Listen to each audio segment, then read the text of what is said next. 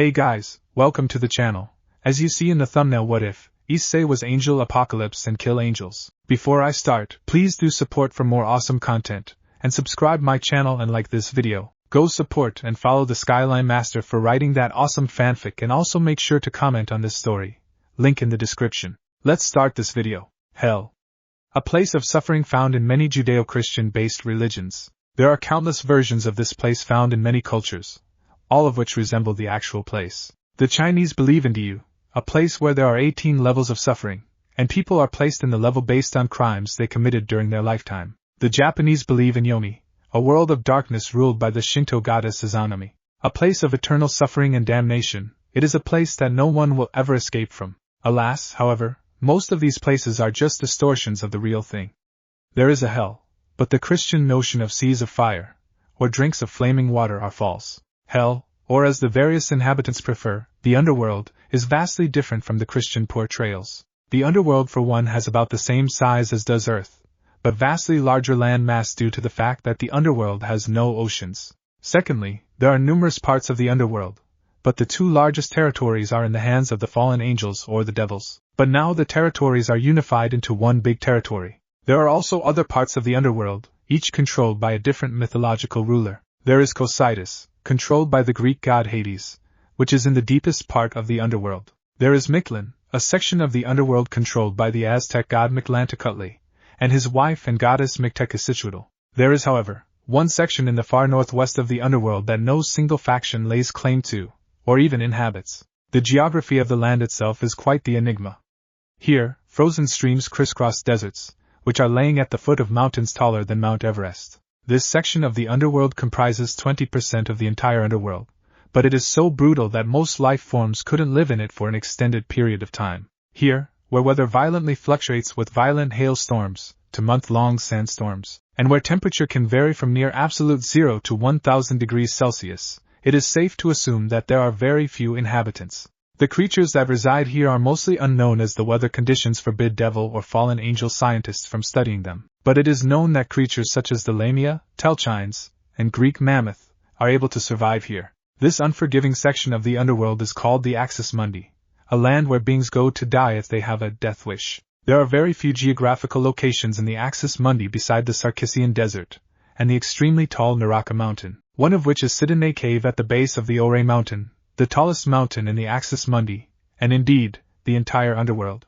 Deep inside the Sidene Cave, stalagmites can be seen overhead on the mouth of the cave, and frozen ice residing right next to the rock stalagmites. The Sidene Cave, unlike many places in the Axis Mundi, is more than capable of sustaining life. The temperature in the cave is above -100 degrees Celsius, a temperature in which most devils would die at, but a temperature that is uncomfortable, but survivable for another species. What could possibly survive in such unforgiving conditions? Sidene Cave, Axis Mundi, the Underworld. Laughter can be heard inside the Sidene Cave. A distinctly female laugh is heard, echoing in the various tunnels and passageways leading into the cave. Afterward, a rough, male chuckle can be heard, and on top of that, a refined voice can be heard talking. The source of the laughter is coming deep within the Sidene Cave, from a hallowed, unnatural lair near the back of the cave. Rise of him has made his move already? A soft, feminine voice said. Here, in the room illuminated by torches on each wall, there sit 4 thrones. Each throne is made from the rock material that surrounds it, and the thrones protrude from the walls. A woman is sitting on the throne from the north direction, facing the center of the room, as are the 3 other beings in the room. The woman is a beautiful woman with radiantly glowing beige skin, flowing auburn-colored hair, and golden-color eyes. The woman has a voluptuous figure, and is wearing a flowing black gown that runs down to her feet. Her body is adorned with many types of golden jewelry, many necklaces, earrings, and chains crisscrossing her body. To her left, there is a heavily muscle-tanned male with the body of a man, but the head of an ox. The man is wearing a simple black toga, as is the slender blue-skinned man with scales that is sitting opposite of him. The scale man has a messy head of black hair and green eyes that pierce the darkness in the room. Indeed, he has sister. He revealed himself in Romania. Oxman said in a baritone voice. 'Twas a foolish move. Announcing intentions like that. He got that from his father. Scaleman said in a raspy voice. Lucifer, a third male voice in the room, lowly growled. All 3 of the other beings looked at the male at the south side of the room. The male is the silent one out of the group, barely talking, and if he does, muttering a few words here and there. This being is with a black hood covering his head and shielding his face, dressed in black armor from head down, and is wearing a black body suit underneath, not letting 1 inch of his skin be seen. Yes, Lucifer's son. The woman said as the hooded one slowly mumbled something under his breath. So, what is our course of action? Oxman asked. It is quite simple, brother. We shall meet up with Rizavim, and begin the unsealing. Scale Man said as the 3 beings looked at the hooded being, who simply sat still. Isn't it far too early though? We might risk getting exposed should the process take too long. The woman said, explaining her fears about the process. Indeed, sister, that is a rational fear. Nonetheless, we should finish this before the enemy consolidates together and gains too much strength, Scale Man said, reassuring the lone female in the group. What you say is good, brother. Oxman said to Scale Man. Indeed, brother. Shall we proceed to Rizavim now? Scale Man said, getting up from his throne. The woman and the ox followed his lead and stood up too. After a few seconds, the hooded figure also stood up and walked over to the female of the group. Proceed to the safe house where Rizavim is. Come, let us make haste. The Scale Man said to his comrades as he vanished from the room in a brilliant flash of light. The ox man was next, teleporting from the damp room, leaving the hooded figure and the woman together. Come now, brother. It is only a matter of time, she said, holding her hand out to the hooded figure. The figure clasped her hands and waited as the woman summoned a magical circle that teleported both of the beings out of the room. Haida Residence, Japan. Things are rather chaotic at this moment in time at the Haida Residence. This unassuming 6-story mansion is the headquarters of Team DXD, the task force assembled to combat Rizavim Lucifer and his faction in the Cows Brigade. As such, this mansion houses angels, devils, dragons, and even a god. There are over 60 people living in the mansion, which is chaos after receiving this message from Michael, the King of Heaven and the successor to the God of the Bible, himself after he arrived at the Haida Residence. We have felt the energies of Tsafkiel, Sariel, and Ramil. Michael stated as everyone settled down after the King of Heaven called everyone to gather around for a meeting. Aren't those 3 seraph? Issei asked the current God of Heaven. You don't know Issei Kuin? Irina asked sadly. These angels were my brothers, fallen from heaven after they were discovered giving information to the Cows Brigade, Michael said as everyone recoiled from this new piece of information. They fell and haven't been felt until today. Raphael has been staying in the Underworld, constantly on the watch for their auras to appear, and they did just that. They appeared in a small warehouse inside of Astaroth territory. Michael stated somberly. Michael, how does that deal with us? We are meant to fight with Rizavim, not these angels. Azazel said, stepping up in front of the crowd. Azazel, the thing is that we have reason to suspect that these 3 seraph are working in conjunction with Rizavim in his plot to revive 666. Michael said as Azazel raised his eyebrows. Ah, that is interesting. So you want us to investigate? Azazel said as Michael nodded. Yes, we shall be going together to investigate this. Michael said. What, we? Irina shouted out. Yes, I will be going with you. Please take care of me. Michael said as he did a slight bow, catching everyone off guard. Michael-sama! It is an honor to work with you. Irina and Zenobia shouted in unison. Sensei, who will be going to the Underworld? Issei asked Azazel, who simply chuckled. That is a good question. Rias and her peerage, Sona and her peerage, the angels, Sun Wukong, Yulong, and Azazel started. Vala. What about your team? He finished. Sure, I've been waiting for a good fight. These angels should be able to satisfy me. Vala said as the rest of the room's sweat dropped. And of course, Michael and I will come. Azazel said as everyone that was called stood up. All right, let's go. Michael said in a calm voice as everyone nodded and summoned their magical circle. Warehouse deep within Astaroth territory. Astaroth territory, beautiful territory located on the eastern side of the Underworld. Home to factories and workshops alike, this area is considered the prime center of manufacturing in entire Underworld. As such, there are many warehouses, built and owned by devils to house devil-made goods that are either exported out of the Underworld to the human world, or sent to devil-friendly factions throughout the world. Right now, there is a fraction of the DXD team stationed outside of a warehouse in the countryside of Astaroth territory, far away from the industrial centers, so this is a rather strange choice for a warehouse come to think of it. This facility is abandoned as no one felt life forces coming from inside of the building. Everyone, except 2 beings. Can you feel that, Michael? Azazel asked the angel and his former brother. Right now, everyone is outside the abandoned warehouse, prepping their entrance and exit strategies just in case of anything goes wrong. Azazel, not talking to anyone, just stares at the massive warehouse in front of him, which simply looks like an airplane hangar from the outside. So you feel it too? Michael said calmly. This aura, I haven't felt it in over 10,000 years. Azazel said calmly. It's him, isn't it? He added. Don't be ridiculous. He died a long time ago. Michael said rather rudely, breaking the facade of his nice personality. Don't lie to me, Michael.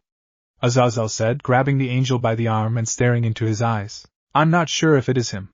He is supposed to be dead. I saw him die before my very eyes. Michael said, jerking his arm back and staring at the fallen angel. Are you ladies done arguing right now? We have a warehouse to investigate. Sun Wukong said, getting in between the two 12-winged beings. Yes. Azazel said, not breaking eye contact with the archangel. Indeed. Is everything ready? Michael asked. Indeed. The Citri peerage is maintaining the barrier outside, so nothing can get in or out, so there is no chance of escape of these angels. Sun Wukong said happily. All right. Michael said before taking a deep breath. Michael looked at the DXD members as they all approached the door. Michael opened the massive hangar doors, as everyone rushed through them. There was no one inside, but the factory definitely is Chaos Brigade affiliated. There are shipping containers upon shipping containers, for as far as the eye can see, 6, 7, and up to 10 containers were stacked upon each other, creating a massive sea of red-colored containers. That wasn't what caught the attention of Team DXD. On the walls, there are vacuum-sealed pods. Inside of the pods, there are dragons. The mass-produced dragons that are similar to those encountered by the Gremry peerage in Romania. Right now, these dragons are simply inside the liquid-filled pods, sleeping until they are needed for battle. Definitely Chaos Brigade. Azazel surmised. Clap could then be heard inside of the dark and damp warehouse, putting everyone on guard. Very good, my brother. You were always one of the smarter ones.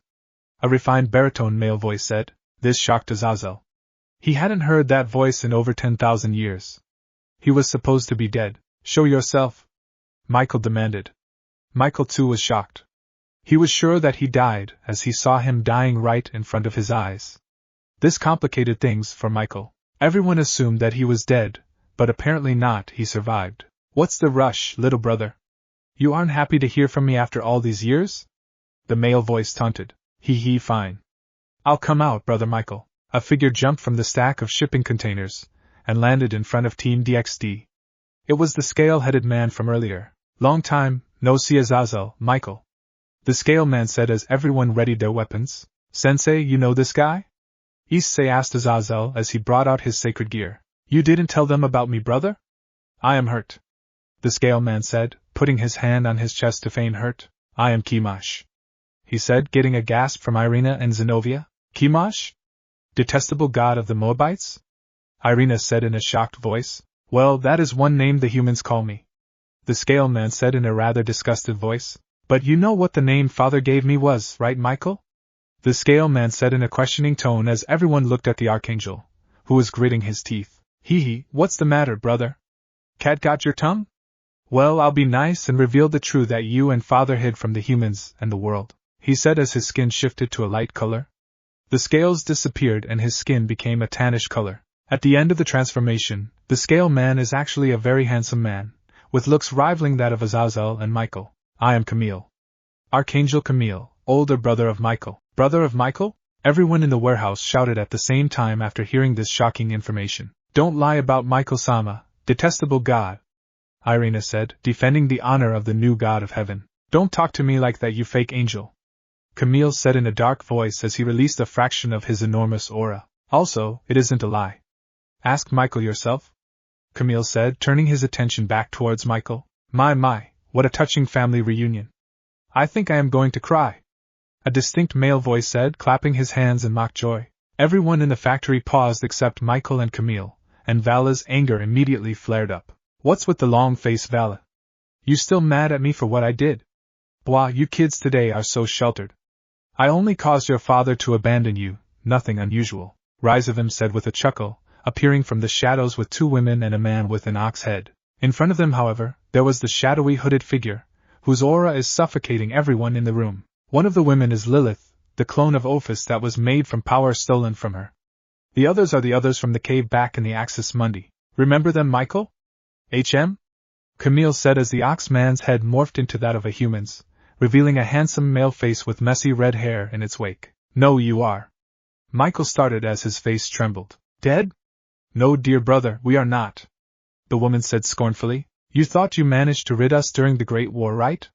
Well, think again, we managed to survive. The man said as they both stood next to Camille. Azazel, nice to see you again after all of these years. The woman said, turning her gaze to Azazel, who simply grinned. I always knew you were too sly to be killed, Ashariel. But you, Molchel, brother, I thought your battle mania would be your downfall, Azazel said, shaking his head at the man beside Camille. Brother Camille rescued me from my own stupidity of battle mania. I've mellowed out throughout the years, but I am still willing to kill. Molchel said with a grin on his face. Sorry to interrupt this family speech, but we really need to start with the beginning of the invasion, Rizavim said in a singing voice after he put his hands up, producing the Holy Grail from inside his robe. What are you planning to do with the Holy Grail? Azazel shouted at him as the hooded man stood next to Rizavim. Ahuvu, do you really want to know? Can you keep it a secret? Rizavim taunted. Well, I'll tell you as a birthday present. But first, answer this question, do you know who this is? Rizavim questioned, gesturing to the hooded figure beside him. No. I don't know him. Azazel said as he looked at the figure up and down. Liar! Rizavim said as he pointed his finger at Azazel before shrugging his shoulders. Maybe, now you will remember. Rizavim said, pulling the hood down of the hooded figure. What is seen is a figure with extremely pale, ghost-white skin, pitch-black messy hair, and lifeless black eyes. No, it can't be. Azazel said. This is impossible. I saw him dying in front of me. Michael started. No, Michael. You saw him dying, and then I knocked you out. Camille added as Rizavim burst laughing. Bwahaha. So you remember, right? This was your brother Gamaliel. Rizavim said in dramatic fashion. But you should also know something, he was Gamaliel. But, Rizavim said, holding one finger up, guess what he is now? Anyone know the answer? Winner gets 100 points. Rizavim said in a mocking voice as Azazel and Michael stared intensely at Gamaliel. Well, no takers, that is disappointing. I'll tell you all anyway because you have all been a wonderful audience. He is, drumroll please. The 666. Rizavim said as everyone focused in on Gamaliel. The Trihexa? Everyone shouted in unison, shocked that the creature that God sealed away is standing right in front of them. Yes, he is. The one from the Bible who I won't name because of pain sealed him away, but... Now with this, Rizavim said, thrusting the Holy Grail for all to see, we can undo all of these seals set by him, and then we can kill the Great Red and invade the other world. Isn't this wonderful? Rizavim said, putting a hand on the shoulder of Gamaliel. You bastard! You are going to do that to invade the other world? Azazel shouts as the Gremry team, and Valak glare at Rizavim. Now, I truly am offended you think that way. We all have our problems, some more than others. But still, we are supposed to be evil. Devils, greedy and indulgent, you fallen angels, lustful and sinful. That is why I am going to leave my mark on this world and the other world in a sea of fire and death, Rizavim said, laughing like a maniac as everyone readied their weapons. Everyone here must hate me, right? Well, you can hate me all you want as you won't be doing it for much longer. Now if you will excuse me, Rizavim said as the Holy Grail turned a faint yellow. All of a sudden, hundreds, no, thousands of red magical circles appeared on the body of Gamaliel, who simply said nothing. Everyone attack Rizavim, we can't let him unseal Gamaliel. Michael and Azazel shouted in unison, take this. Azazel and Michael said after creating thousands of light spears which they threw at Rizavim. Lightning. Aquino said, launching holy lightning at Rizavim. Power of destruction. Rias said, sending a stream of the power at son of the original Lucifer. The others didn't bother as they were either close-range fighters, or sacred gear users, which are nullified by Rizavim's sacred gear canceller. Ugh, Camille? If you will. Rizavim said, rolling his eyes as Camille stood in front of the attacks with his hand out. A tremendous magical circle appeared in front of him, generating a tremendous flash of light when the attacks hit. After the light disappeared, Rizavim, Gamaliel, Ashariel, Molchel, and Lilith were on one side, while Sun Wukong, Michael, and Azazel were left on the other side. What did he do? Azazel screamed at Rizavim. You forgot about what Camille can do. I'm disappointed in you, brother, Molchel said, shaking his head in displeasure. But now let's forget about that. I got Azazel. Ashariel said as a sadistic grin appeared on her face. I have Michael. Molchel said, cracking his knuckles. Wukong. Lilith said with no emotion. Don't make me do this, brother, you'll get hurt. Michael said coldly as a vicious smile appeared on his face. This isn't like the last time, psychopath. I've improved. Molchel said as he created light spears which he threw at Michael, who simply dodged. This is going to be a long battle, if he truly improved. Michael thought. Issei's POV. What just happened? Am I on a cloud? I feel the area around me. It feels like I am on a fluffy cloud. I can just sink through this. I got up, and I see everyone else. Valley Bucho, Akino-san, Kaneko-chan, Asia, Irina-chan, Zenobia, Rosweiss, Gasper, and Kiba. How did I get here? The last thing I remember was our attacks getting intercepted by Camille, Michael's brother, and now we are here. Good, you are all awake. Camille's voice boomed as I looked down at my body. Good, I am still in my armor. I can take this guy on, even if he is a god. A pillar of fire descended in front of us, revealing Camille with a smirk on his face. Overall POV. Greetings, White Dragon Emperor, Red Dragon Emperor, everyone else. I am Archangel Camille. Regrettably the brother of Michael, Camille said as he observed everyone in front of him. Where are we? Valis shouted at Camille. Well, hello to you too. Camille said in a mocking manner. I'd address your great-grand-uncle a bit better. To answer your question, we are on a different plane. I teleported all of you here to show you the truth of what really happened, Camille said with a smile on his face. Also, don't even think about attacking me right now. As demonstrated before, I can block all of your attacks without much effort. I fended off my father before, don't think you will stand any chance of surprising me, Camille said as he flicked his wrist, parting the clouds below them, revealing a beautiful city in the sky, heaven. Now, I actually am rather reasonable. Once I am finished showing you what I want to show you, you will be set free as I want to get back to see Michael die. And I'll even let you question me about anything you see. You see, I want the truth of us to be known, not what propaganda Michael comes up with. Now, for the first part of our tour, Camille said, rotating his wrist so that a giant mass of angels is seen currently falling from heaven. Tell me, children, where are we? Camille asked. Heaven, of course. Irina said, an angry look on her face. No need for hate, young one. Do you see what is happening? Camille asked, as Team DXD observes what is happening to the angels around them. Angels are falling out of heaven. Issei answered. Correct, these angels, my brethren, are falling out of heaven with my brother Lucifer.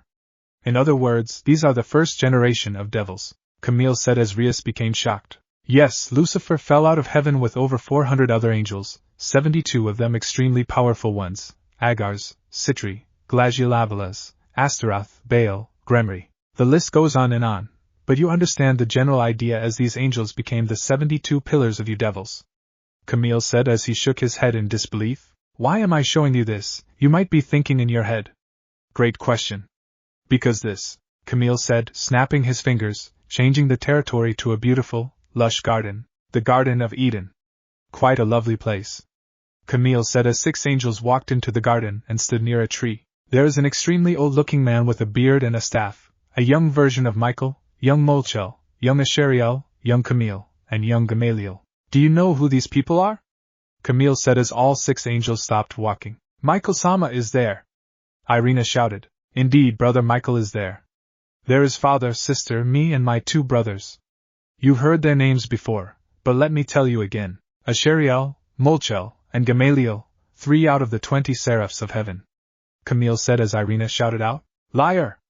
There are only 10 seraph in heaven. Fool, do you think that is actually true? Camille shouted back in an angry voice before collecting his cool again. There were 20 seraph. The 10 I'm sure Michael told you about, and then the ones he tried to erase from history. Camille said with a disgusted sigh. There was also Asmodeus, Lucifer, Leviathan, Beelzebub, Azazel, and Shemhazai. Camille said as everyone became shocked at the fact that Azazel used to be a seraph. Shocked, right? For Satan's, and 2 fallen angels being seraph is quite unbelievable. Michael washed them out of the history books, as well as the 4 other seraph. I was the first seraph, and the first angel that Father created. Forget the lies Michael has told you, Camille said coldly. Then there was Asheriel, the 18th seraph, Molchel, the 19th seraph, and finally, Gamaliel, the 20th seraph. Of course, Father had given us different names after we left, Camille said to the shocked members of Team DXD. My sister became Ashera, while my brother became Molech, the detestable god of the Ammonites. Camille said, emphasizing the word detestable with disgust. So, why are we here? Watch. Camille said, gesturing to the scene in front of him. There is God, waving his staff around, and all the wings of the 5 other angels were opened. Michael with his 12 wings, Ashariel, Gamaliel, Camille, and Molchel with their 12 wings opened. All of a sudden, the 1st, 18th, 19th, and 20th seraph's wings started to violently twist and turn, causing the angels to collapse on the floor in pain. Michael held out his hand and created a magical circle underneath the 4 writhing angels. Yeah, Father didn't like it when we had different opinions. You know, Lucifer didn't fall from heaven because he wanted to take over the kingdom. No, he rebelled for a different reason. The humans, the filthy, hairless apes Father created. Lucifer saw what they truly were, murderous, greedy, selfish, and vain beings. Camille said as everyone remained silent. History proved him right with all the wars the humans caused, but that is beside the point. Anyway, the 4 of us supported Lucifer's ideals, but we remained loyal to Father after Lucifer left heaven. You know what Father did to us in return? This, Camille said, gesturing to the scene happening in front of them. He tortured us, trying to strip away our powers. Send us to live among the humans as punishment for our thoughts, Camille said as younger version of himself broke free from the magical bindings. Well, I wasn't going to take that. I broke free of the restraints, and helped the others break free as well, Camille said as the scene focused in on Michael, who was smiling at the sight of this. Do you see this? He was taking pleasure in our pain. Camille noting the sadistic grin on Michael's face as Camille broke free. Michael-sama would never do that. Stop with your lies. Irenia screamed as Camille looked at her disgustedly. You think that right? Michael with his good guy act, fooled a lot of people. Fooled me once into thinking he cared for me. No, he just cared for my birthright, the right to lead heaven should Father decide to retire. Camille said as the scene shifts to an unconscious God and barely alive Michael. So, what happened next? Good question. Well, me and my siblings overpowered God and Michael, but we were critically wounded, especially Gamaliel, the youngest out of us, Camille said as Irina became shocked at the sight of a barely alive Michael. So, after this we traveled, and found a home. Brother Lucifer allowed us to stay in the underworld with him. He managed to restore our powers back to normal, but he couldn't help Gamaliel as his wounds were far too lethal, Camille said as the scene showed the original Lucifer healing Molchel in his palace. So, we looked around, desperately trying to save our brother, and we found this place, Camille said as a picture of an oasis in the middle of the desert appeared. It can't be! Drake and Albion both shouted at the same time, causing their users to recoil in surprise. Drake, what is it? Issei asked. Albion, what happened? Vale asked. Yes, you dragons remember what this is, right? This is in the Axis Mundi, your birthplace, Camille declared. Drake, what does he mean? Issei asked the dragon within him. This is the land of our birth. The land where the evil dragons, us 2 heavenly dragons, and the 5 dragon kings were born. That oasis is the only place that had water in the Axis Mundi, so all of us drank from there. Albion said in unison with Drake, what your dragons say is the truth. The water that the dragons drink from. As we heard about it, we decided to bring our Gamaliel to it in hopes that it will help he recover his strength, Camille said as the scene depicts Gamaliel drinking heavily from the oasis. And that it did. His power instantly recovered. That well was magical, so the Ashariel, Molchel, and I also drank from it. It increased our power levels to beyond those of our father, Camille said as the scene showed the 3 former angels drinking from the oasis along with Gamaliel. But every good thing comes with a price. Gamaliel physically recovered, but his mind became, Camille said as he looked saddened, shall we say, twisted and warped. He repeatedly went back to drink from the well, and every time after, his sanity deteriorated little by little while his power increased tremendously. Lucifer and us kept him from harming himself, and everything was good until the Great War. But all good things must come to an end, right? Camille said as the scene shifted to a battlefield with many angels in shining armor dead on the ground. Heaven, in the first attack of the Great War, attacked Lucifer, and in the chaos, Gamaliel was taken away from us. Camille said as Gamaliel is seen being dragged away, screaming many obscenities and being subdued by the seraph Gabriel, who has a very sad expression on her face. Obviously, we wouldn't let our brother go without a fight, so we went after him, Camille said as the scene shows Ashariel, Molchel, and himself donning black armor, and going into battle, killing many angels and fallen angels. Long story short, we found Gamaliel in the back of Heaven's throne room. We walked in on Father sealing him. He used a great number of seals on Gamaliel, 144,000 to be exact. Camille said as God is seen to be placing thousands of magical seals on Gamaliel, who is screaming in agony, the echoes vibrating throughout heaven's throne room. I stopped Father from harming Gamaliel. Camille said as a single tear fell from his face, the scene around showing him killing God by impaling him with a light spear from behind. Then Michael came. The scene shows angels in the front of heaven's throne room, with Michael as the commander, dressed in magnificent white armor. We did battle, Michael and I. The scene shows Camille fighting with his brother, using light spears. Each was wounded by the light spears that hit them, but neither gave up. Eventually, we had to retreat as we were grievously wounded from fighting. Camille said as Ashariel, Molchel, and Camille are seen teleporting away with Gamaliel on the back of Molchel. We returned to the Underworld, but we were too late. Brothers Lucifer, Asmodeus, Beelzebub, and Sister Leviathan died fighting. Camille said, saddened, we had nowhere else to go after this. We held no love for the devils, nor the fallen angels, so we wandered the earth, cursed to live forever. Camille said as the scene shifts to a desert where them four are walking with a camel. We became gods, as that is what Father called us, detestable gods. We roamed the earth, no purpose in mind, for thousands of years while rebuilding our strength by various means. Camille said, then, we returned to the Underworld, only to find a set of new Satans in charge. Taking the names of my brothers and sister, what a disgrace. Camille said disgustedly, the scene shifting back to the Underworld. We then settled in the Axis Mundi, and waited to die. But then, a miracle appeared. Rizavim appeared to us, and offered us a chance at vengeance again. I knew Michael wasn't dead because I knew my attacks couldn't kill him that easily, so I accepted Rizavim's offer. Also, the offer will help me get revenge on the humans as they were the reason Lucifer left Father, the reason for all of our suffering, Camille said as a smile appeared on his face. Now, it is time for the end. I have just received word that brother is almost unsealed. Camille said, holding his palm up. Well, any questions before I return us? Camille said sarcastically, you are going to end the world because you feel wronged? Humans are beautiful creatures, they mess up, but they try. Rias shouted. TCH, you truly believe that, Gremrier? We both know they are murderous, evil beings. Camille said mockingly back. You bastard! Yes, we are murderous, but we strive to better ourselves. We can forgive, we are capable of great compassion. We help each other, even though we aren't the strongest, nor fastest. We aren't vengeful creatures who can't let go, Issei shouted, causing everyone around him to stare at him in shock. Issei-san? Asia, and several others said in admiration. Issei. Rias, Aquino, and Vala said slowly, you are a former human. You don't know the pain I've gone through. Father created you.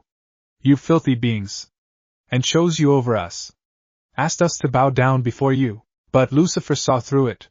Saw what you truly are. And we should be punished for it. I think not. Camille shouted in anger, causing his aura to leak out. Well, I feel this conversation is over now. It is pointless to continue to argue with those who are too blind to see the truth, Camille said, snapping his fingers and causing a giant flash of light materialize. Everyone covered their eyes, and when it was over, they were back in the warehouse. Michael-sama! Irina shouted at the fallen archangel, who is on the ground, bleeding out from his mouth while in a very large pile of blood. The body of Molchel is right beside him, the life already left his body. I did what Father would have wanted. Please, help continue to lead the church for me, Michael said as he died. Michael-sama! Irina shouted as Asia and Zenobia rushed over to the fallen archangel. As they started to cry, Rizavim started to laugh. Bwahaha, wonderful! The one of the banes of my existence is gone forever. Rizavim said, swirling the holy grail in his hand, which emitted a creepy green glow. Wonderful! It is absolutely over now. The final seal will be broken.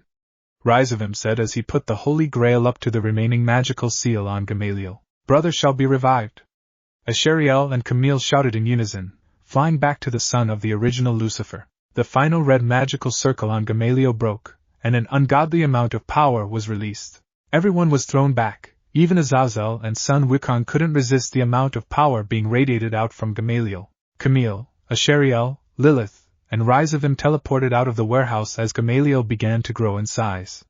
Gamaliel soon destroyed the warehouse he was in due to his massive size. Tentacles soon appeared as the male body of Gamaliel became twisted into dark moss-green monster, consisting of the body of a sea dragon, the head of a squid with tentacles covering the mouth, which has razor-sharp teeth the size of an average human, and numerous tentacles coming out from the two crusty arms and two legs. 12 massive wings appeared on the back of the being, 6 devil wings, and 6 fallen angel wings, the wings overlapping with the fallen angel wings on top.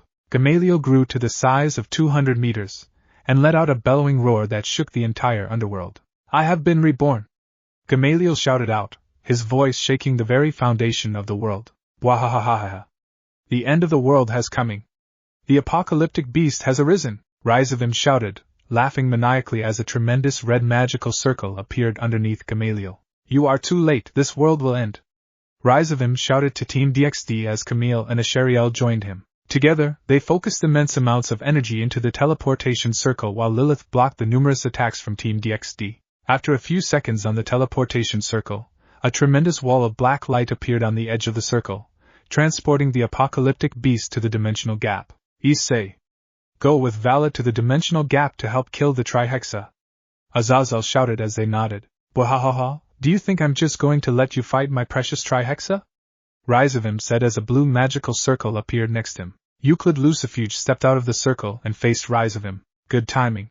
Stall them while I go to the dimensional gap. Rizavim said as 7 magical circles surrounded him. The magical circles aren't regular magical circles, but dragon gates.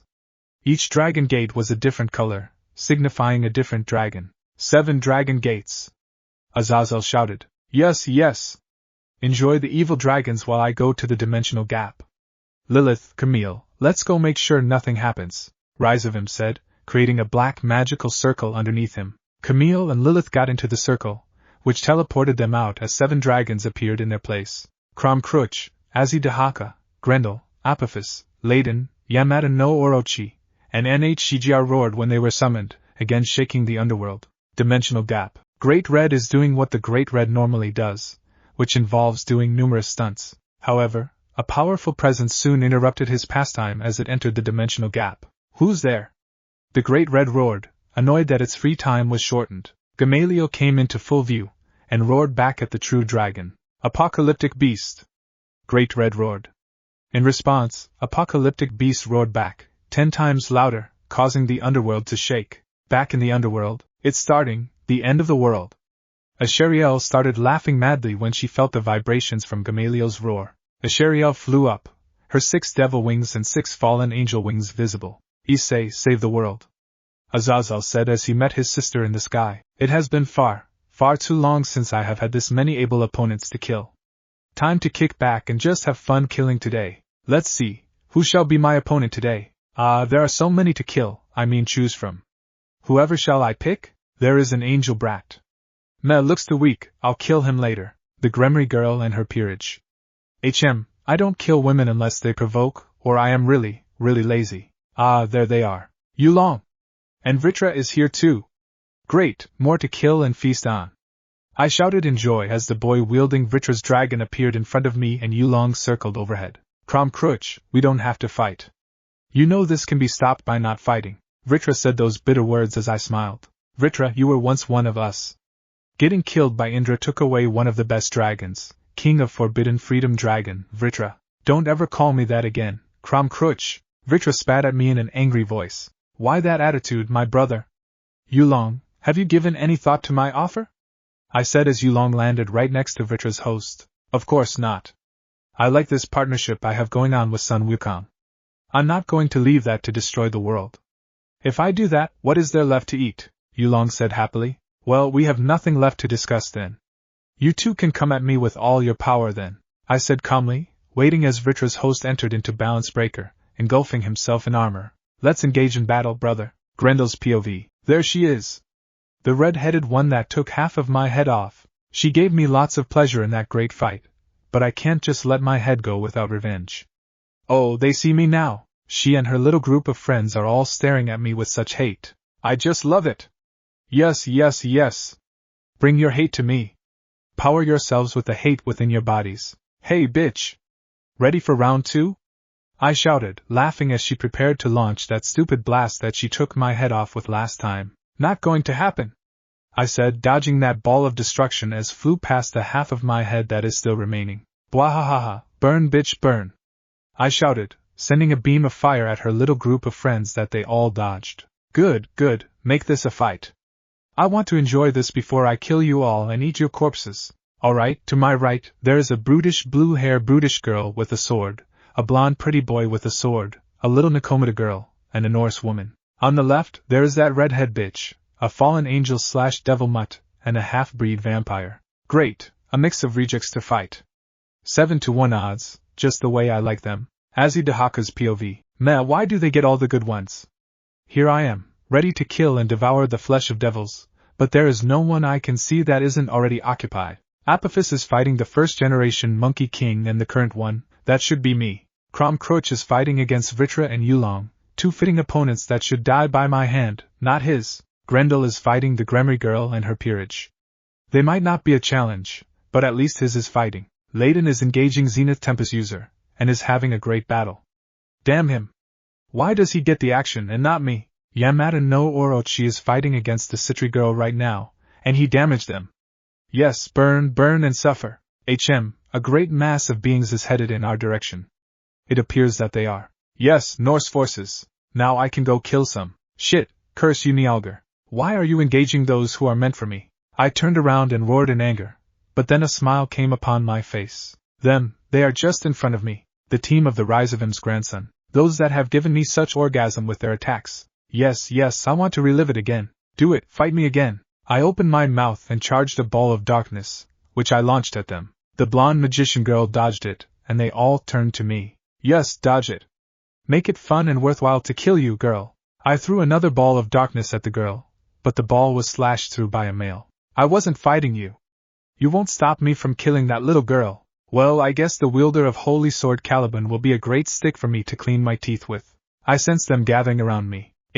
Flanking might work on some other beings. But not this dragon. There is a golem? A Nikomata? Oh, and a presence that I can tell anywhere. Loki's lapdog is behind me. All 5 of them are circling me right now. I closed my eyes and waited. These pitiful creatures won't harm me. I will let them build up their hopes of defeating me. Then tear that hope down and watch their hopes and dreams come crashing down in front of me. There. Front left. The wielder of Caliban is launching a strike at me. I opened my eyes and grabbed the sword with my left hand. This aura. It's intoxicating. Such holiness. Burning the very essence of my evil skin. Yes. I haven't felt such pain since I was sealed by that bastard god Oritona. I readied a fist with my right hand and punched the boy in the face. He went flying and I laughed as he was sent through the air in pain. Back right. Fenrir is charging at me with his jaw out, trying to bite me with his god-killing claws. Foolish. Like I would let myself die without a good battle. I dropped the sword and spun towards Fenrir. I put my body outside of his mouth, and got both of my arms around his head. He was struggling to get out of the headlock. Oh, don't worry, he won't feel a thing very soon. I snapped his neck, letting him fall to the ground as I started laughing. Alright, 3 more to go. The Nikomata is standing square to me, creating many copies of herself, which encircled me along with the magician girl and the golem. She tried to restrain me by creating a mist around me. Ah, this mist. It is eerily similar to the one Garsavaz tried to bind me with, all those years ago. Well, just like then, I'll play along. What? What is this?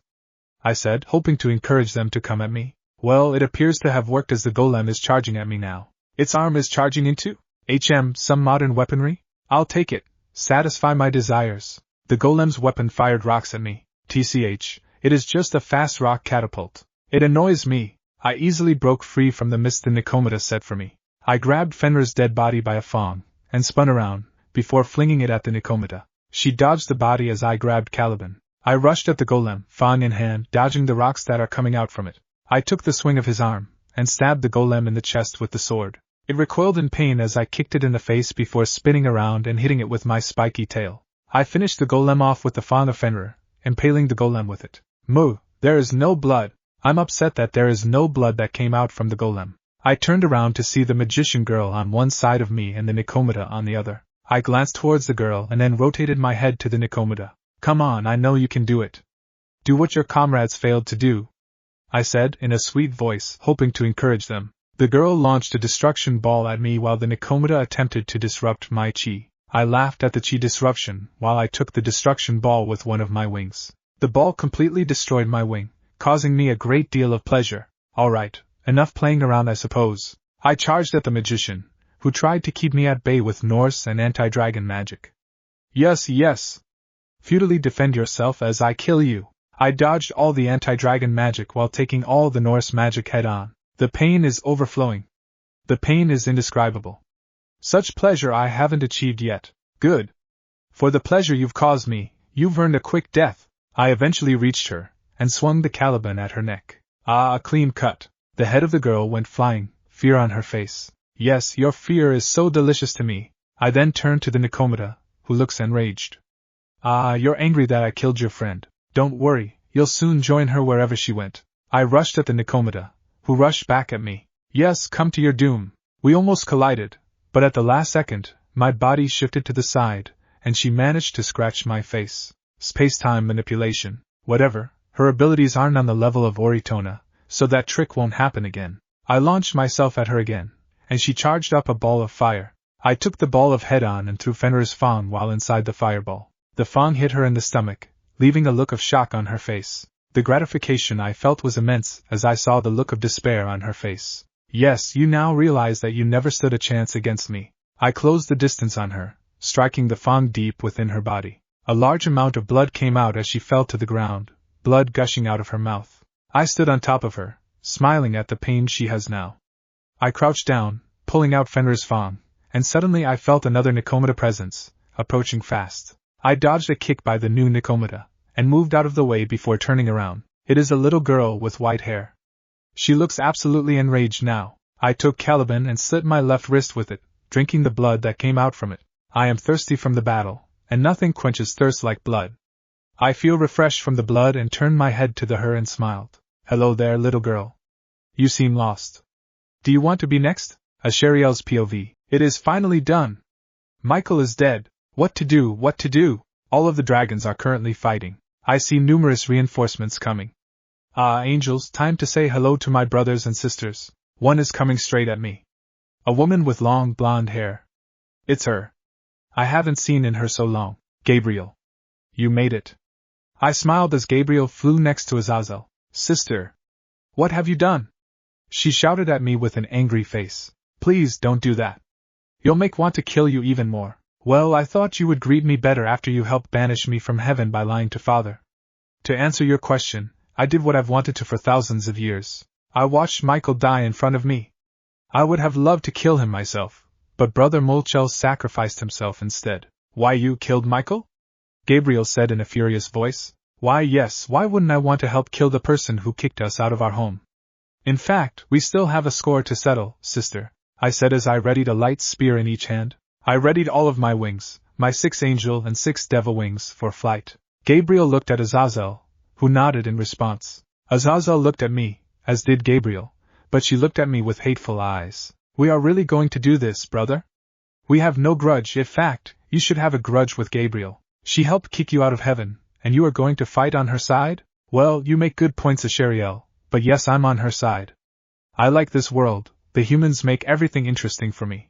I don't want this world to be destroyed, so I'm fighting with Gabriel to stop you. It's come to this, has it?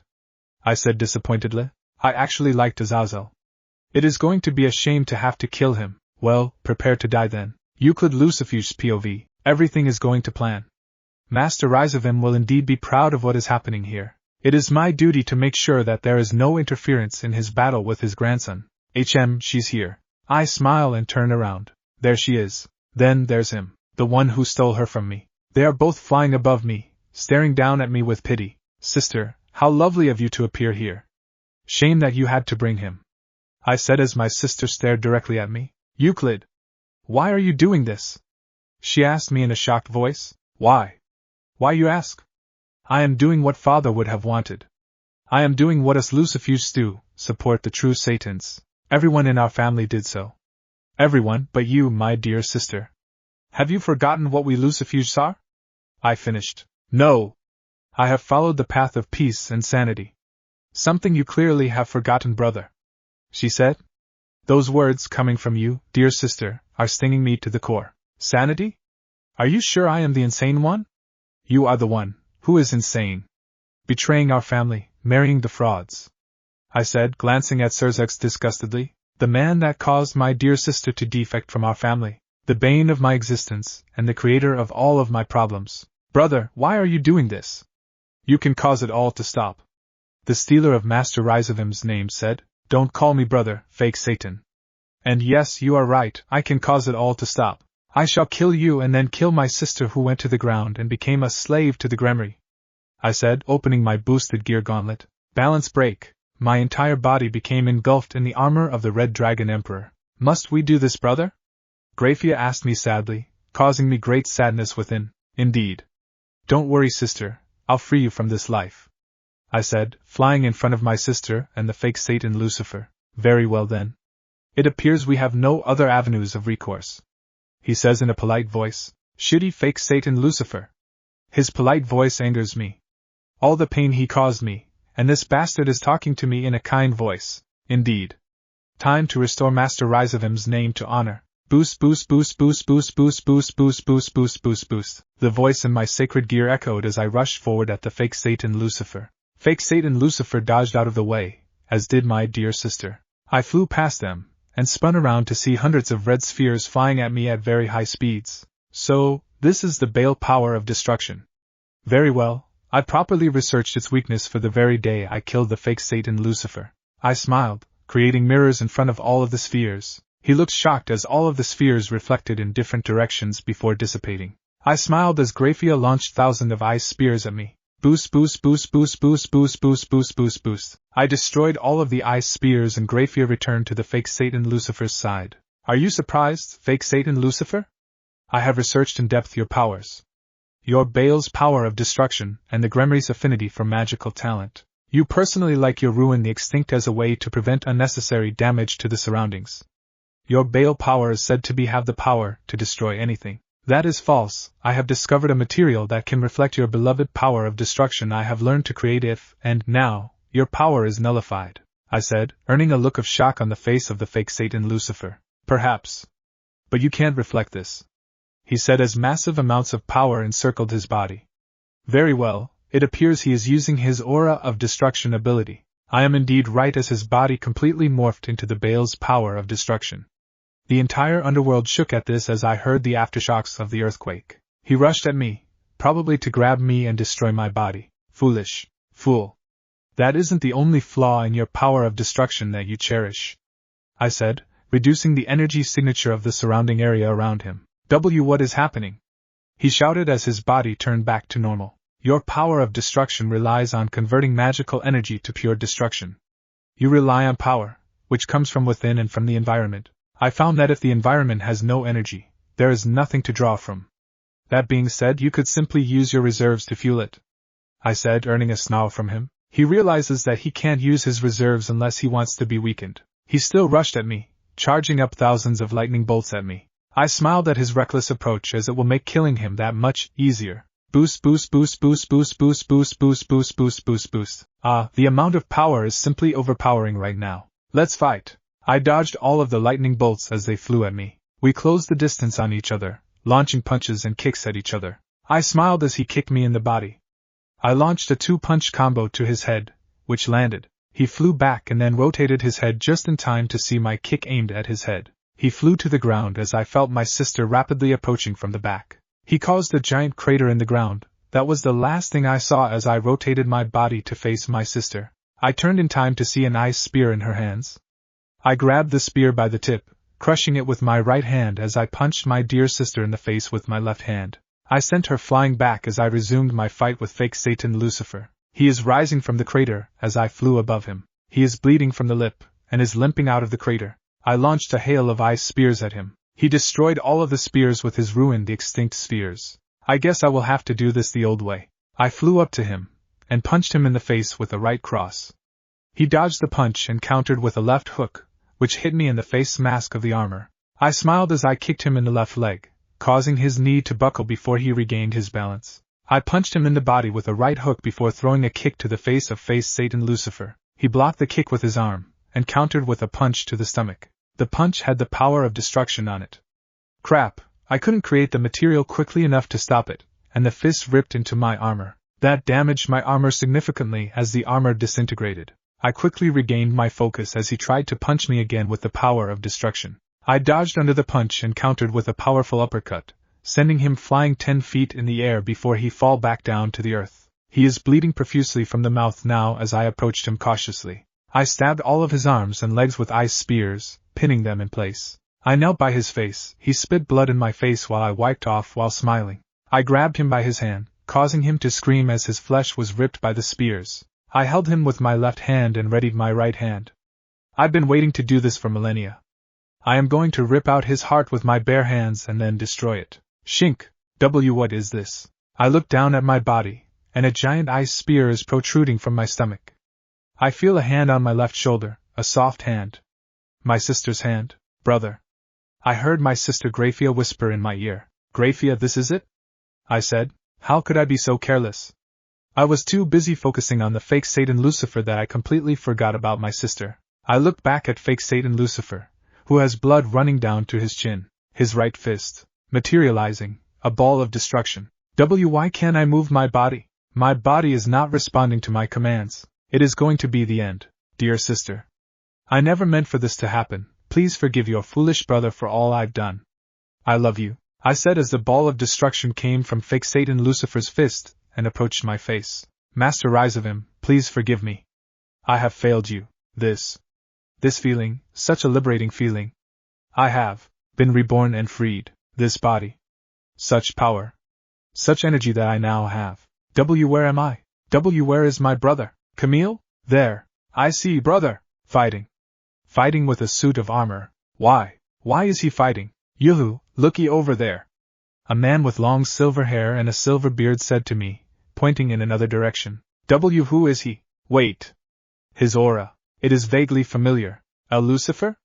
Brother Lucifer? No, this one's aura isn't as strong as Brother Lucifer's. Yes, I've seen him before. It is all coming back to me. Son of my brother Lucifer. Rizavim is his name. I turned to where Rizavim pointed. A dragon. A big red one. Who's there? The dragon shouted at me. He shouted at me. Just like Father did all those years ago. Yes, it is all coming back to me. Father did this to me. Father did this to me. He is going to hurt me. Just like Father did, I roared back, hoping that the big giant dragon would fly away. Apocalyptic beast. He shouted back at me, not flying away. He is coming closer to me. No! Get away! I created a light spear in my hand, and threw it at the evil dragon. The spear missed. The dragon is mad now. No, don't hurt me. The dragon started to charge up an attack with its mouth. The ball of fire is coming at me.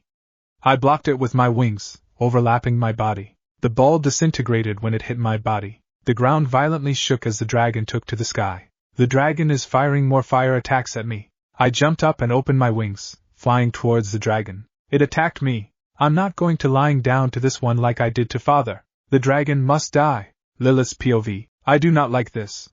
Someone is staring at me. Master Rizavim, he showed me a mirror. I saw a reflection. Of myself. Of what I look like. Now, there is someone staring at me. Someone that looks like me. I do not like this. Why are you staring at me? I asked the girl in front of me. She stares at me. Her mouth starts to open. You are me. She said to me. No, I am me. Who are you? I asked, tilting my head slightly at this mysterious girl who looks like me. I am Ophis. You are me. She said, pausing afterward. I stared at her, and she stared back at me. Why does this Ophis think I am her? Why am I you? I am me, I said as she looked to my left. I stared at the fight that Master Rizavim is in right now.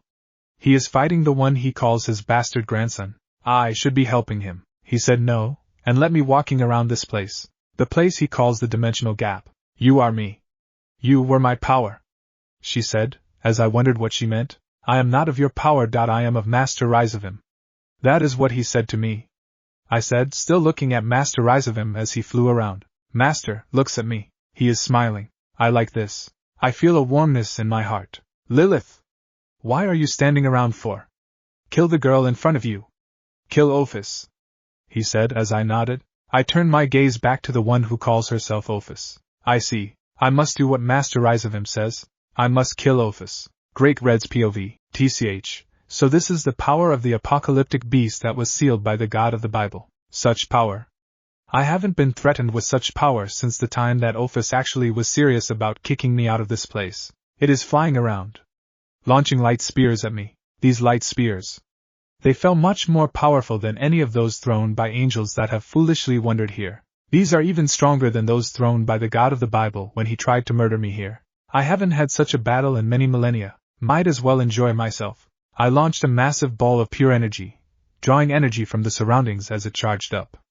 I launched it at the apocalyptic beast, but he managed to dodge. Such speed, he spun around as his wings covered his body. Thousands of light and dark spears were launched in every direction. I created hundreds of magical circles that intercepted and destroyed the spears. It roared as it saw that I destroyed its attacks. I roared back as I created hundreds of destructive energy spheres, launching them all at the apocalyptic beast. It took the spheres head-on by covering its head with its wings. The ground shook as the attacks collided with its wings. What is taking them so long? At this rate, the entire human and underworld will be destroyed. I can see why the God of the Bible sealed the apocalyptic beast away. It unfurled its wings, revealing its body.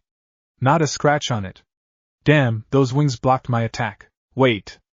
I see scales on the wings, so that is how it managed to survive the destructive spheres. Alright, I have a new plan. Get my attacks past the wings, and destroy the body. He'll eventually die with that, as no one can withstand a full-powered blast from me to the body. Ophus's POV, my clone, is fast. Very fast. She is running at me, trying to punch me with her fists. Her eyes lifeless. I block most of her attacks, but some of them hit me. These hits hurt. I do not like this. I need to defeat her, and get my power back. She is still running at me, again trying to hit me. I blocked her punches with my hand.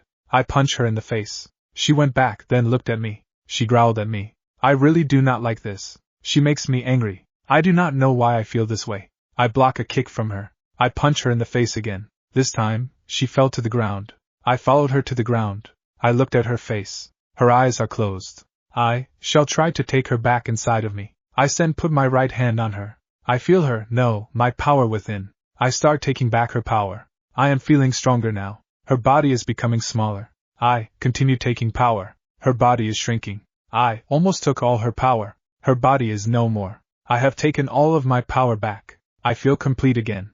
I turn around to stare at Baccared. He is fighting with the apocalyptic beast. The beast sealed away by the God of the Bible. I shall help him. Great Red's POV. This is not good. He is taking all of my best attacks, and not showing any signs of slowing down. The light and dark spears coming from him are getting faster and faster now. I can't keep taking them without taking serious damage. Such unbelievable power. Tannen's power pales in comparison to the apocalyptic beast. I can't pick my shots carefully for much longer. Where are those annoying devils? They should be here by now, helping me kill this beast before our battle destroys the human and underworlds. How do I destroy this being without putting more power in and possibly destroying the various worlds? I see something walking near the apocalyptic beast. Wait, is that Ophus? What is she doing? 666 is staring at me before turning his attention towards Ophus. What is she doing to do? Ophus's POV. So, this is the apocalyptic beast that was sealed by the Bible. I have never experienced such power. Power, beside mine, Baccared's. The apocalyptic beast is staring at me now. Apocalyptic beast, what is it that you desire? I said, as it stared at me. What I desire? Death of all humans. For the pain they caused me. It mumbled out in a pained voice. I see, but that is unacceptable. I will not permit this, I said, charging up a ball of energy at launching at the apocalyptic beast. The beast roared, then shielded itself. The attack did not hit. Baccared, hit now, I said, looking at Baccared, who is behind the apocalyptic beast. Baccared charged up energy and shot it. The energy ball hit the apocalyptic beast in the back. Baccared rushed at the beast that it roared in pain. I sent hundreds of my snakes out to the beast. Baccared hit the beast, knocking it down to the ground. My snakes bit the beast. I feel the energy of the beast lessening. The beast got back to its feet. It roared, causing the ground to violently shake. This must end now. Issei will not be happy if the human world is destroyed. My snakes continued biting. Baccared kept charging an energy beam to launch at apocalyptic beast. The apocalyptic beast roared as the beam hit it. The beast charged at Baccared. Baccared bit an arm of the apocalyptic beast off. Maybe they will kill each other. Maybe I will have my home back. The beast created thousands of light and dark spears. Many spears hit Baccared. I am happy at this. Baccared pushed the beast to the ground and sat on him. The beast created a big dark spear. It stabbed Baccared in the stomach, causing Baccared to scream. My snakes came back to me. I absorbed the power inside of them. I feel very strong right now. Baccared is charging up an attack on top of the beast. The beam hit the beast in the face, causing it to scream. The scream died down. Baccared survived. I am sad at this. Baccared then flew to me. Ophis. Why didn't you help me? Baccared screamed in my face as it bled. I thought both of you would die, I said as it stared at me. You are still on that? It shouted at me. Yes. Rise of them Lucifer's POV. Shit! The Great Red hasn't been killed while the apocalyptic beast has been killed. What can I do now? Alright, Rise of him, think. What would Father do? Well, he would kill everyone in his way and then escape. I see. I shall do that. I'll escape here and go back into hiding. I created a magical circle to pick up Euclid, my most wonderful assistant. I teleported myself back to the first battle site. Where is Euclid? Oh, there he is. His body is laying on the ground, next to his sister and the fake, Cerzex. The evil dragons are all fighting. Alright, I might be able to make it out of here undetected. But no! I see that Graphia is looking straight at me. Her face is absolutely full of hate. Two magical circles appear next to her. I see. Vala came out of the black magical circle, and the other person is, fake Beelzebub, Ajuka. Well, this changes everything now, does it? Graphia, how you have changed. I said, smiling at my traitorous subordinate. Rise of him. She spouted back at me. My, is that how someone talks to their former boss? I then looked at her husband, who is bleeding from the mouth. Euclid did his job, I see. He always was a good pawn, I said, trying to get a reaction from Graphia. Don't talk about my brother like that.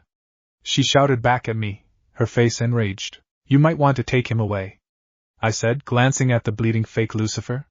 How it pains me to suggest that he flee this battle. Graphia, you're a smart girl. Do what is best for your husband and yourself. I'm letting you leave this battle, I said, staring at my bastard grandson and the fake Beelzebub.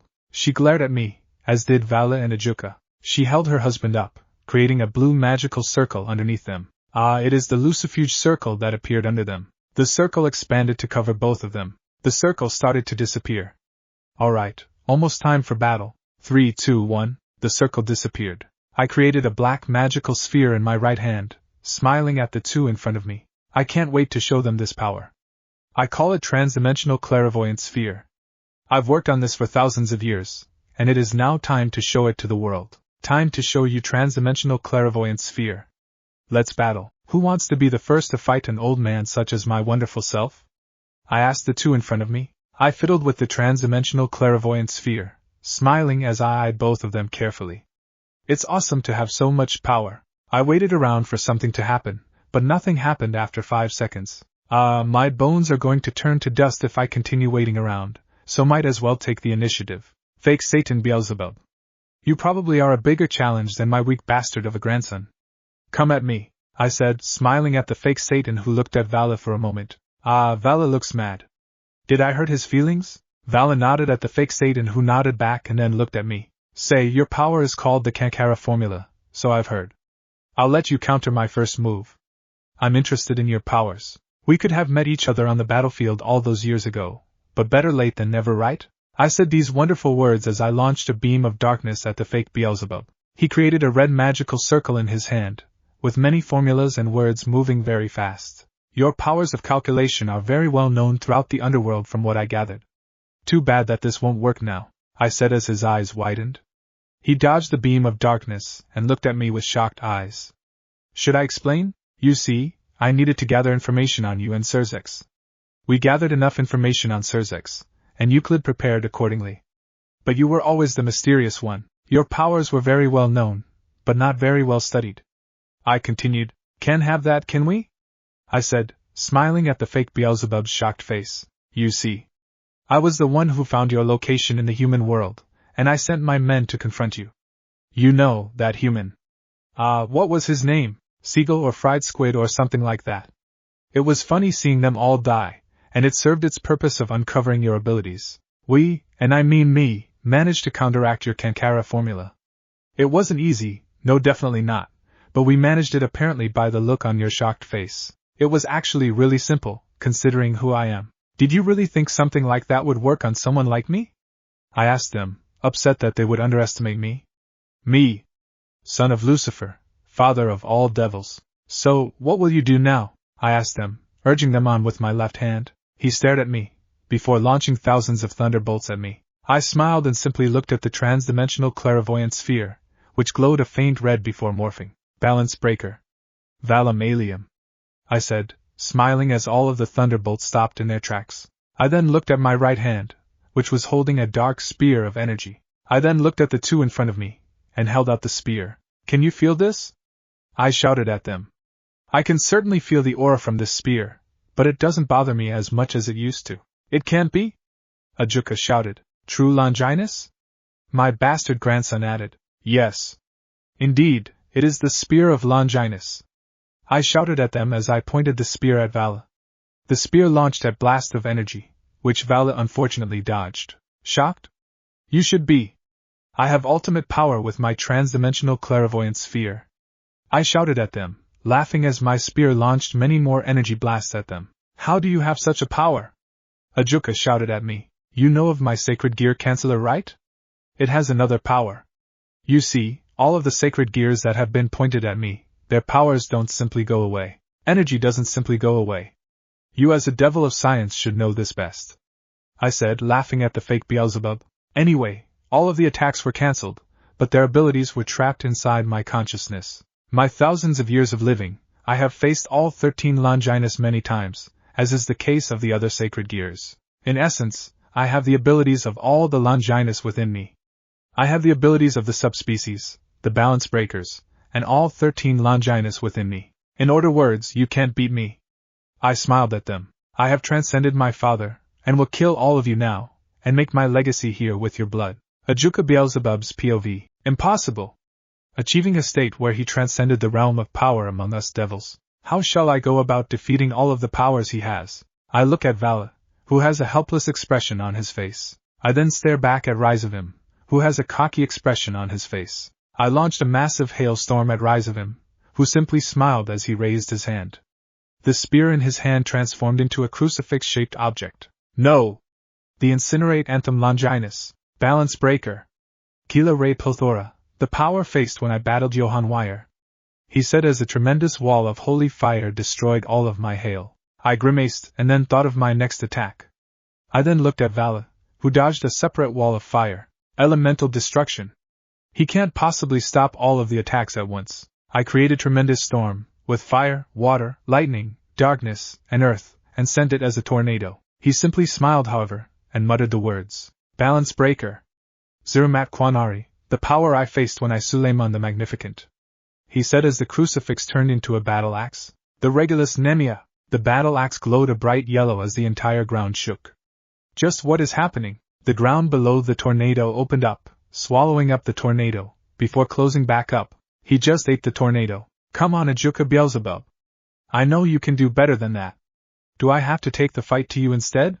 You should have asked. I would have gladly done so, he said, rushing at me. I dodged his initial rush at me, and when I turned to face him, he held up his hand, revealing a crystal ball. The absolute demise. Balance breaker. Naryanshishir, the power I faced when fighting Vyasa. He said, causing dozens of clear prisms to appear before me. He disappeared before me, and I looked around to see that Vala was no one to be found. Yuvu, looking for me? He said, his face appearing in all of the prisms. Come on, take your best shot. He said, challenging me. All right, calmly evaluate this. Where would he be to avoid damage if I got the attack right? I spun and attacked the prism directly behind me, shattering it with a beam of darkness. No! The attack reflected and is bouncing off the prisms. Looking for me? He said. Shink! This pain, could it be? A spear of darkness pierced my chest, Rizavim holding the other end. How? I asked, feeling the immense pain that the spear brought on. Absolute demise can hold a person's essence and spread it out. This distracts the opponent, allowing for a close strike. That is when I switched back to the true Longinus, he said, laughing maniacally as the spear was retracted out and stabbed a different part. Ah, what genius! The prisms around me broke as I felt blood coming out of my mouth. Is this the end of me? Indeed. Vala Lucifer's POV. So my dear grandson Valili. What will you do? My bastard grandfather said, staring at me. Crap. I can't defeat him like this. His ability to go through Longinus gears like that makes him invincible now. The reinforcements I have called for should be here in a minute. Vali. Don't ignore your grandfather, he said as the sphere morphed into a sphere. True Longinus. Balance breaker. Panglai Chinshir, The power of Liu Bei, he said as my armor fell off. What did he do? Pang Lai Chi sure has the power to negate all armors in front of me. I'm at a huge disadvantage without my armor. I have to retreat. Seriously, where are the other two Satans, my reinforcements? 2 magical circles appeared in front of me. Back up. Finally, we can kill him. Falbium Asmodeus's POV. Ah, so I am finally here. Seraphol is to my left. Ah, and there is Val. I also see Rise of M. Lucifer to my front. Delightful. This is what I got out of bed for today. Falbium Glaciolabilas and Seraphol Citri. Or should I say Falbium Asmodeus and Seraphol Leviathan? To what do I have the pleasure of welcoming you here today? He said with a chuckle. Ah, he is still as polite as the time when he tried to recruit me for the old Satan faction. We got a call from Vala, I said, yawning as I am still groggy. My useless grandson had to call for backup? This is a family issue, you know, he said with smiling. Vala is gritting his teeth in annoyance. Ah, I know you're feeling. I'm annoyed that I have to be here too. Is this your doing? Seraphol shouted at him. Well, obviously Seraphol. Of course, Seraphol. Who else is wicked enough to do this? He said, grinning as he stared off in the distance. I stared where he stared.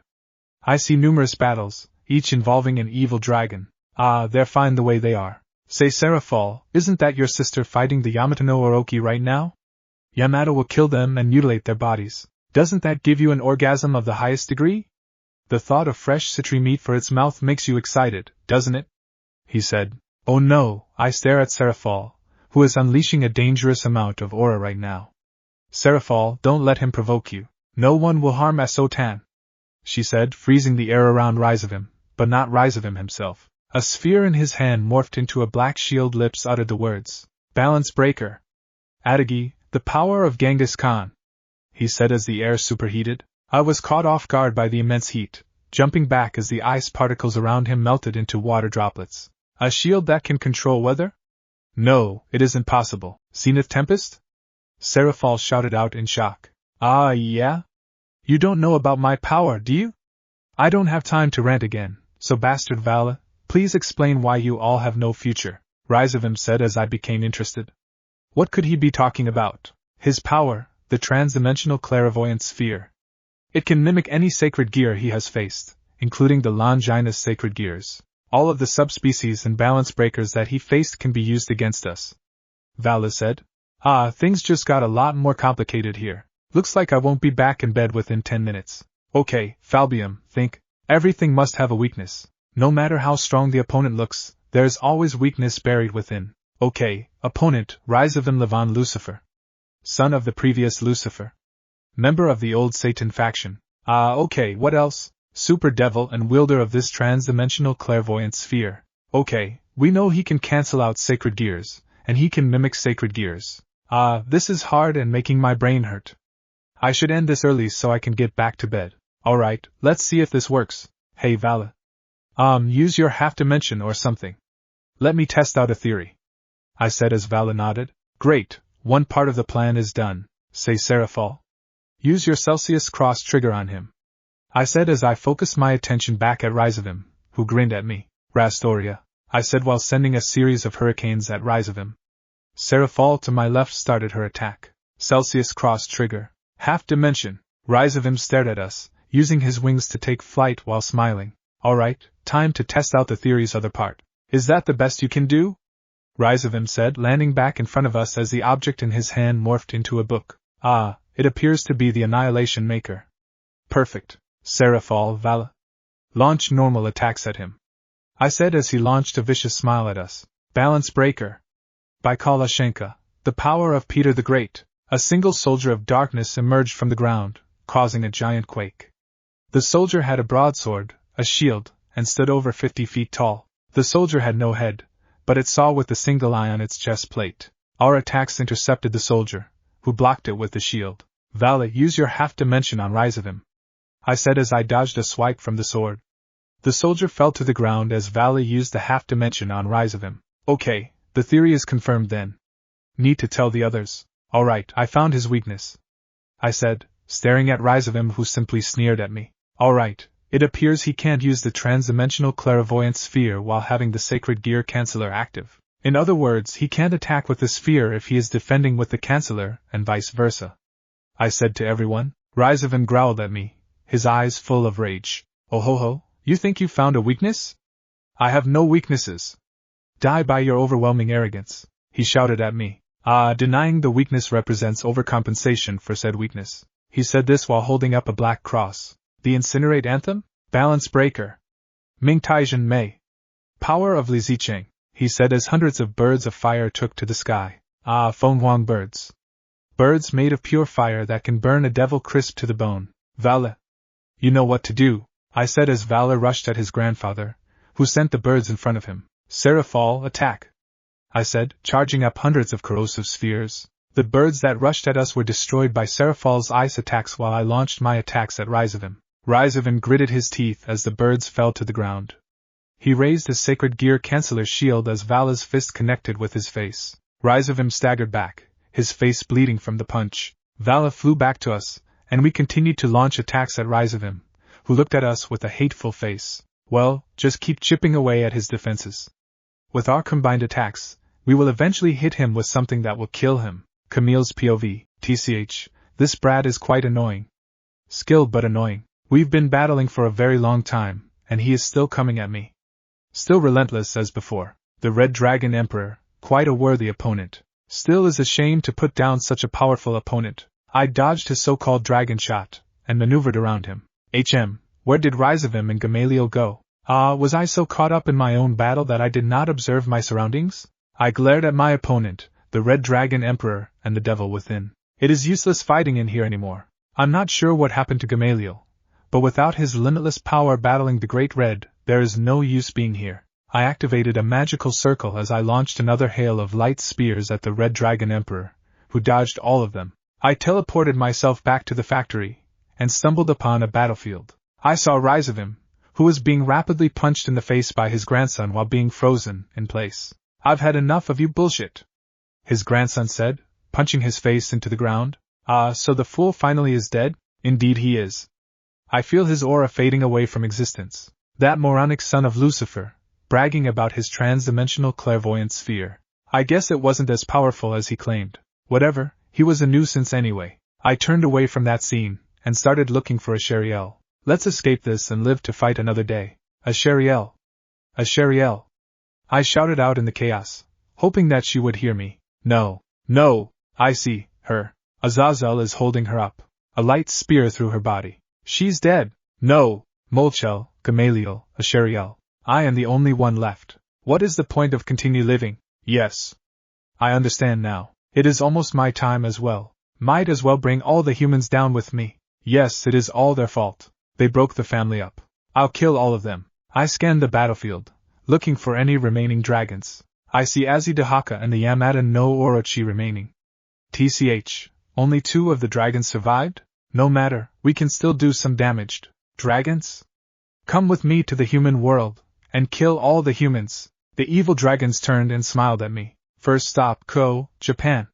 Kill all the humans that these devils know. So, this is the human world? I said as the magical circle I used disappeared. I overlooked the city. The city in Japan that the humans call Ko. These buildings, they arch towards the sky. Don't the humans ever learn? The Tower of Babel, the pitiful attempt that the humans endeavored on to reach Father. Such vanity, greed, pride. I'll be happy to knock it down. I created millions of light spears which I sent crashing down to the pitiful city. Crash! They all hit something. I see the smoke and fire as a result of the light spears. Yes. The wails and lamentations of the humans is beautiful to my ears. Die, pitiful humans, die. Camille! I heard a familiar voice shout at me. I turned around and saw the Red Dragon Emperor, Issei Haidu again. I smiled as he stared at me. Isn't it beautiful? Your species' vanity, greed. All of it, comes tumbling down right here and now, I said as I create millions of light spears and sent them to parts of the city that aren't on fire. Stop what you are doing! He shouted at me. Ha! Like I'd listen to the likes of you. Or what? You'll kill me? Ha, you see, I embrace death now. Now that my brothers and sisters are dead, I'm the only one left. So might as well take the filthy, arrogant humans along with me, I said, sending thousands of black destructive spheres at him. He immediately dodged, and flew at me with great speed. I smiled and turned my back on him, flying away from him as fast as I could. I have the perfect idea of where to fight. Yamada no Orochi's POV. Ah, the human world. I haven't been here since, well, forever. I teleported where Camille instructed. I looked down at the city below me. Such technology.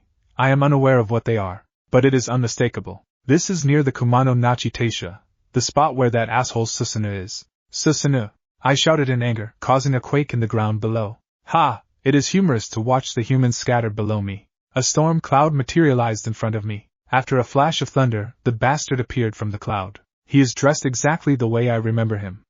The bastard still has the flaming red hair, and the blue coverings on his legs. Also, he still is not wearing a shirt, causing me to roll my eyes at him. In his right hand, he holds the spear of Hodori.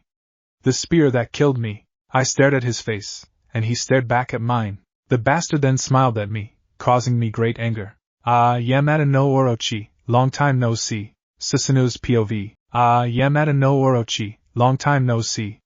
You are still exactly the way I remembered you, I said, staring at the brown snake that has 8 heads and 8 tails. I'm surprised that the Yamata no Orochi caused all of this damage.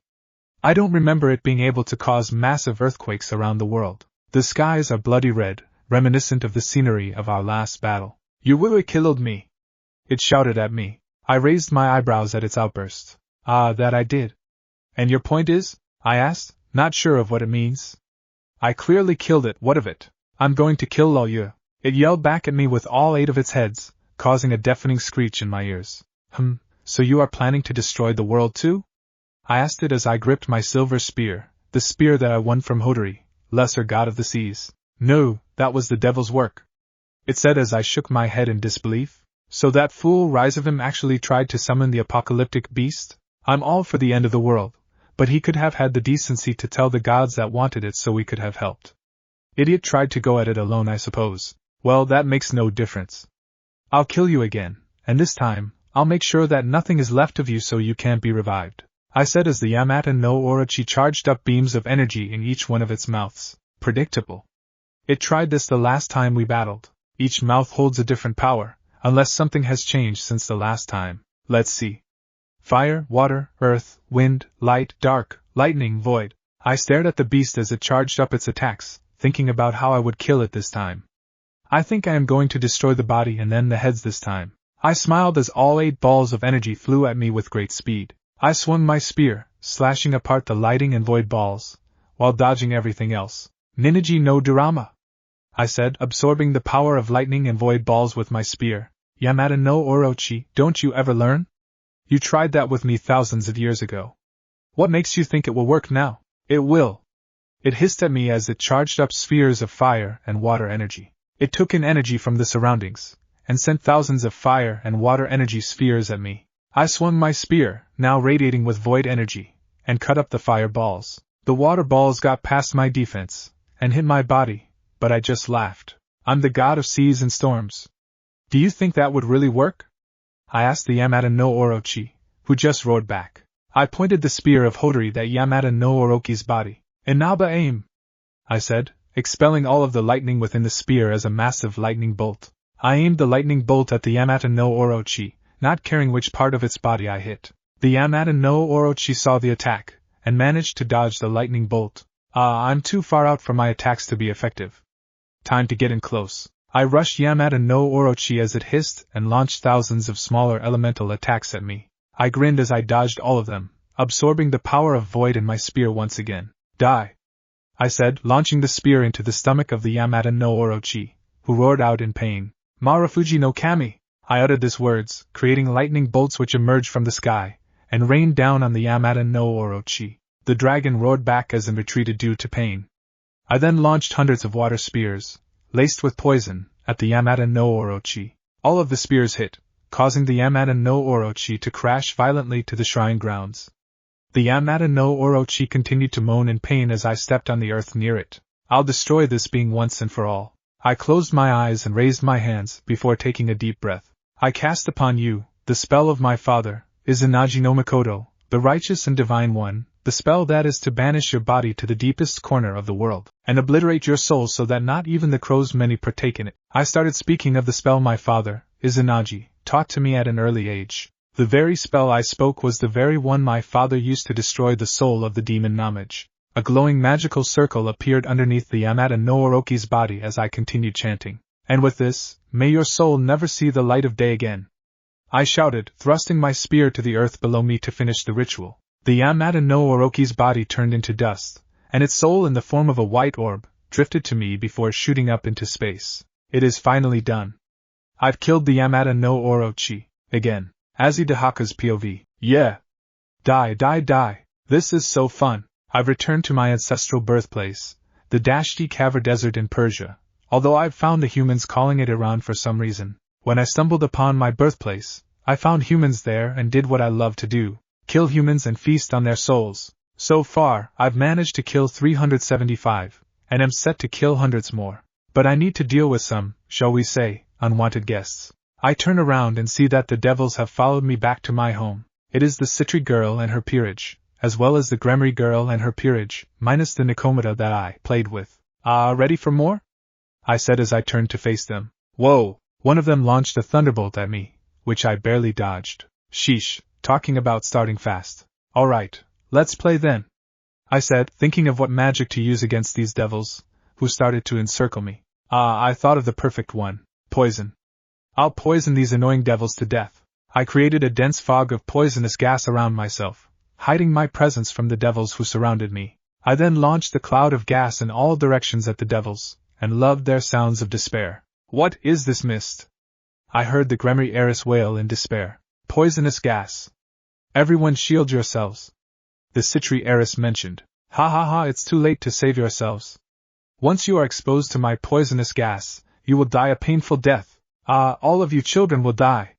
But before you do, please me with battle, I said, launching myself at the nearest devil, who has the aura of a werewolf. The werewolf managed to dodge my charge, and then launched a firestorm at me. A magical werewolf devil mutt, how wonderful to kill. Alright, I'll take some of your fire just to prove how powerless you are. Yes.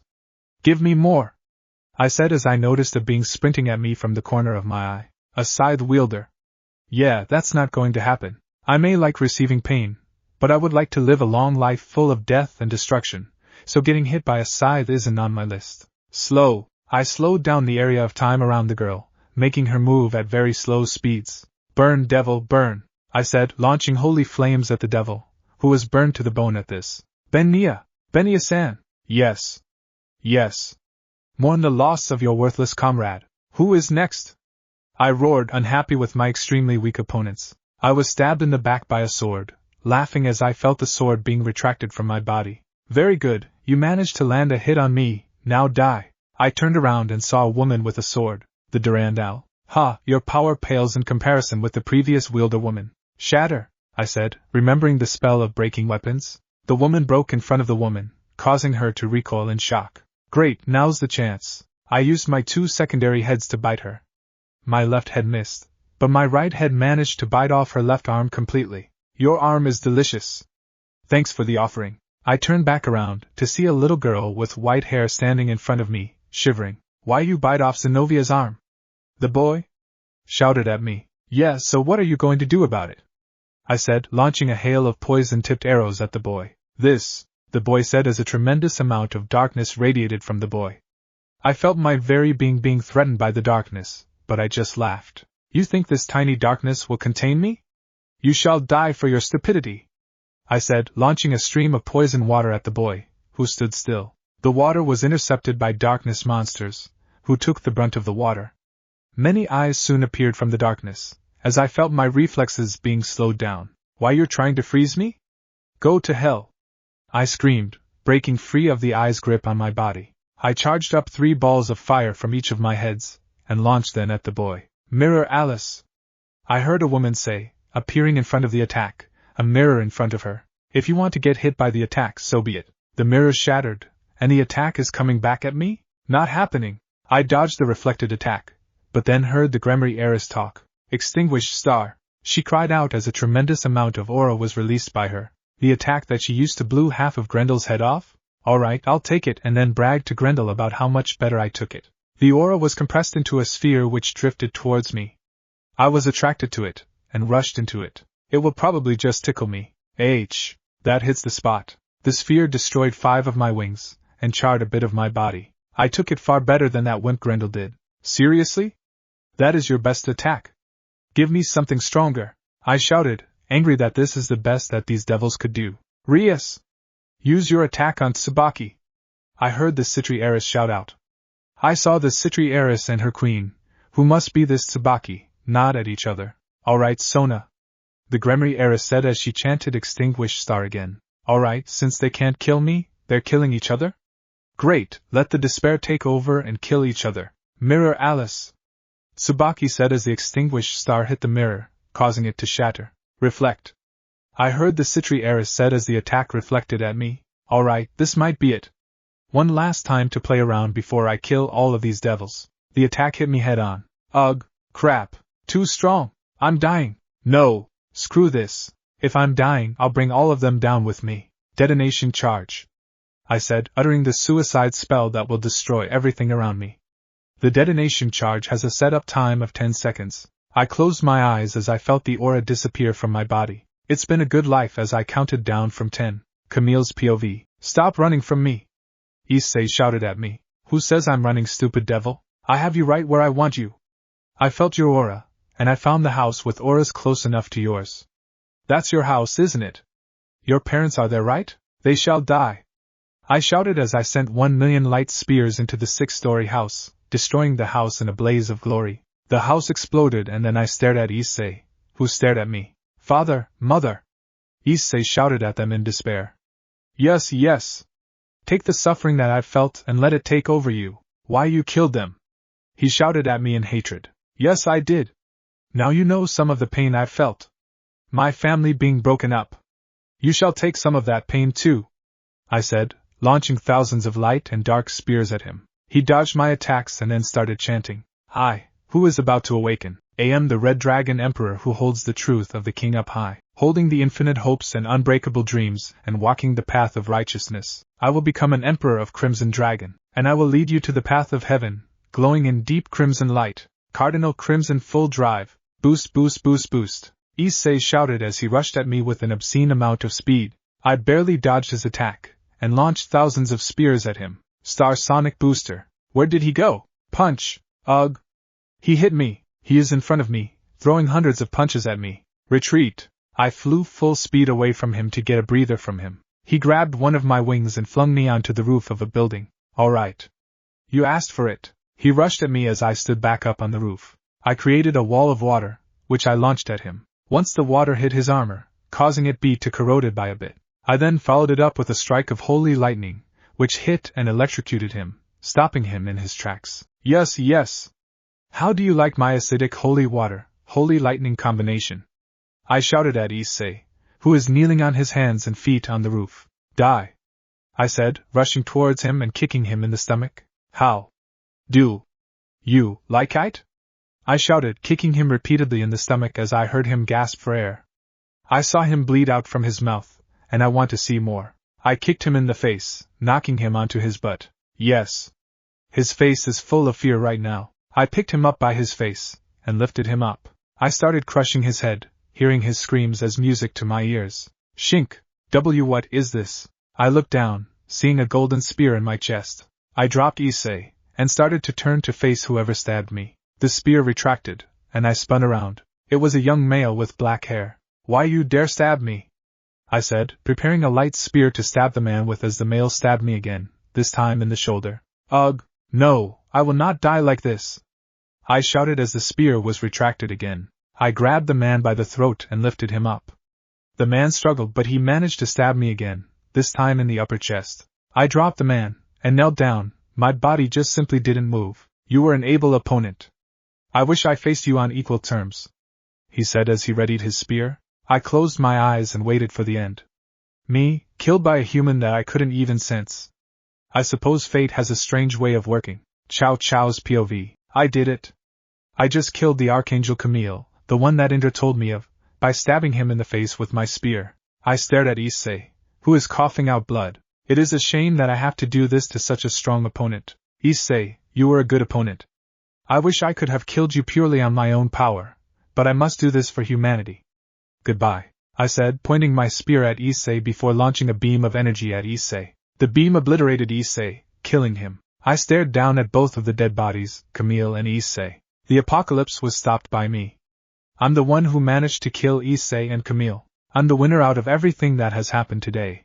I've finally killed him. My life is complete now. Thanks for watching this video. If you really enjoy this video, like, subscribe, and comment down below, and turn on that bell notification.